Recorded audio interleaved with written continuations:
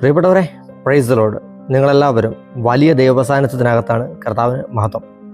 പ്രിയപ്പെട്ടവരെ, ചെറിയൊരു കാര്യം നിങ്ങളോട് ഞാൻ പങ്കുവയ്ക്കാം. നമ്മളെല്ലാവരും സത്യത്തിൽ ഈ നിരാശപ്പെടാനായിട്ട് എന്തെങ്കിലുമൊക്കെ കാരണം നോക്കിയിരിക്കുന്നവരാണ്. പ്രത്യാശയ്ക്ക് നമുക്കൊരു1000 കാരണങ്ങളുണ്ടെങ്കിൽ പോലും, പ്രത്യാശയോടെ ജീവിക്കാനായിട്ട് 1000 കാരണങ്ങളുണ്ടെങ്കിൽ പോലും നമ്മൾ പലപ്പോഴും ഈ നിരാശപ്പെടാനുള്ള റീസൺസ് നോക്കിയിരിക്കും. എന്നാൽ നിങ്ങളോട് ഞാൻ പ്രത്യാശയിൽ ജീവിക്കാനുള്ള ഒരു വലിയ റീസൺ പറഞ്ഞുതരാം. ദിവസവും ഒന്ന് ബൈബിൾ വായിച്ചാൽ മതി. സത്യം, ദിവസവും ഒന്ന് ബൈബിൾ വായിച്ചാൽ മതി. പുതിയ നിയമം കുറച്ച് കൂടുതൽ അങ്ങോട്ട് വായിച്ചേക്കണം. എന്തെന്നറിയാവോ, ഇനിയും ഒരു സാധ്യതയുണ്ടെന്ന് എഴുതി വച്ചിരിക്കുന്ന വിശുദ്ധ ഗ്രന്ഥമാണ് നമ്മുടെ ബൈബിളെന്ന് പറയുന്നത്. ബാക്കിയുള്ള സകലത്തിലും മരണത്തിൽ തീരും. എന്നാൽ ഈ പുസ്തകത്തിനകത്ത്, ഈ വിശുദ്ധ ഗ്രന്ഥത്തിനകത്ത് അതിലും തീരത്തില്ല. മരിച്ചാലും ഇനിയും ഒരു സാധ്യതയുണ്ടെന്ന് പറഞ്ഞിരിക്കുന്ന ഏക ഗ്രന്ഥം നമ്മുടെ ബൈബിളാണ്. മരിച്ചു കഴിഞ്ഞാലും ഇനിയും ഒരു സാധ്യതയുണ്ട്. സാധാരണ മനുഷ്യർ പറയും മരിച്ചു, ഇനി സാധ്യതയില്ല. എന്നാൽ മരിച്ച് 4-ാം ദിവസം ലാസറിൻ്റെ കല്ലറയിൽ പോയിട്ട് ലാസറിനെ വിളിച്ച് എഴുന്നേൽപ്പിച്ച കർത്താവാണ് നമുക്ക് കൂടെയുള്ള. നായിനിലെ വിധവയുടെ മകൻ്റെ ശവമഞ്ചം വഹിച്ചിട്ടുള്ള വിലാപയാത്ര പോവുകയായിരുന്നു.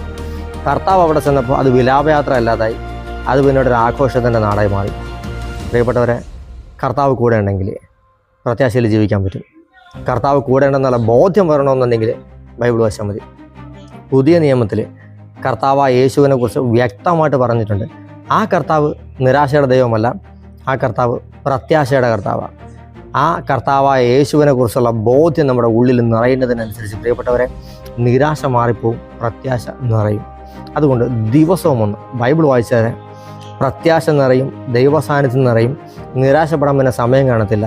എത്ര വലിയ പ്രതിസന്ധി വന്നു കഴിഞ്ഞാലും പ്രതിസന്ധിയെ നോക്കിയിട്ട് നീ അപ്പുറത്ത് മാറി നിൽക്കുന്ന പറയത്തക്ക രീതിയിലുള്ള ഒരു ഓവർ കോൺഫിഡൻസ് നമ്മൾ നിറയും. കാരണം നമ്മുടെ ദൈവം തോറ്റ ദൈവമല്ല. ആ ദൈവത്തെ ആരാധിക്കുന്നവനും തോക്കാൻ പറ്റത്തില്ല. തോറ്റ് കിടക്കുന്നവനെ വിളിച്ച് എഴുന്നേൽപ്പിച്ച് ജയിപ്പിച്ച് വിടുന്ന കർത്താവാണ് നമുക്കുള്ള. മരിച്ചവനെ ഉയർപ്പിച്ച ദൈവമാണ് നമുക്കുള്ള. അതുകൊണ്ട് ഞാൻ പറയുന്നത്, ബൈബിൾ വായിക്ക്.